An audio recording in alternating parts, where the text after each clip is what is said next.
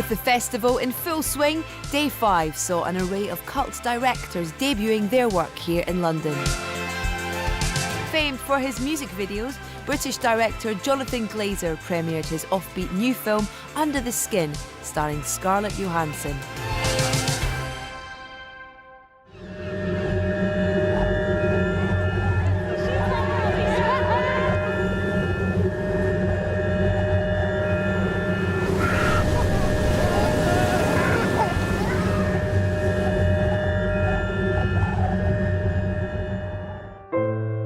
Well, it came from the book by the same title. It was a book that Jim had asked me to read, and I read, and I could see why it would be a great film. And we took many years putting it together, developing it.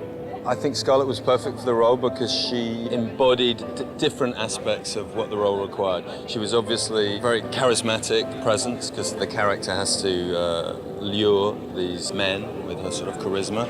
And I think she has such a strong presence on camera, visually, her face, that she was able to chart that progression whilst doing very little in the way of dialogue.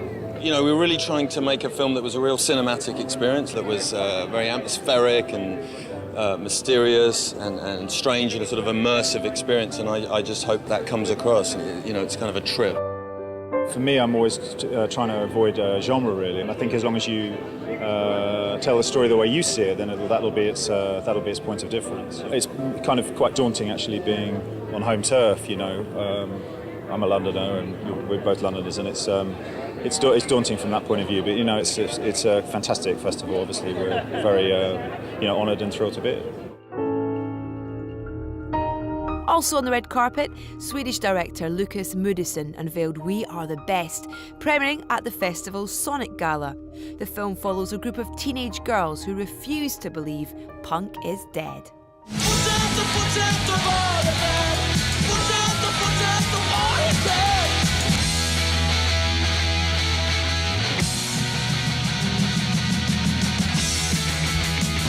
Bäst. Ni är inte alls bäst, ni är sämst.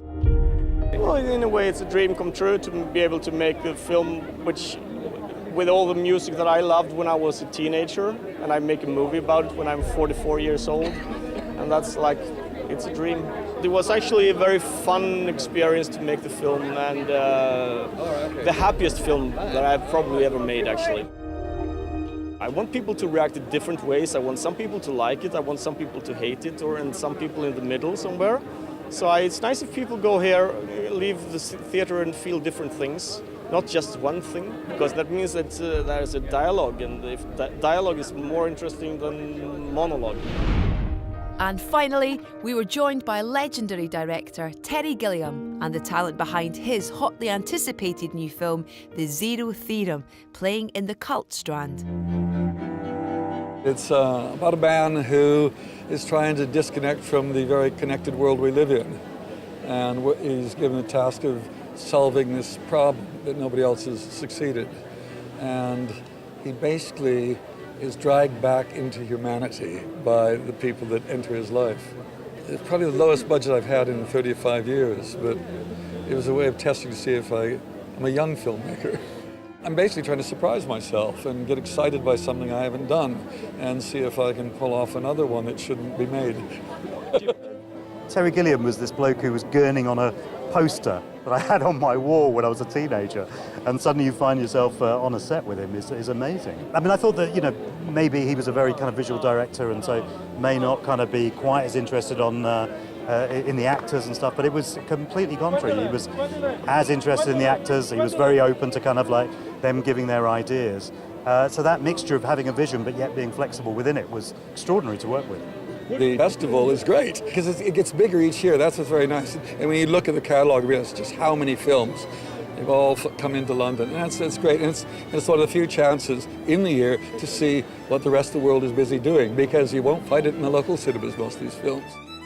For even more coverage of the 57th BFI London Film Festival, head to player.bfi.org.uk.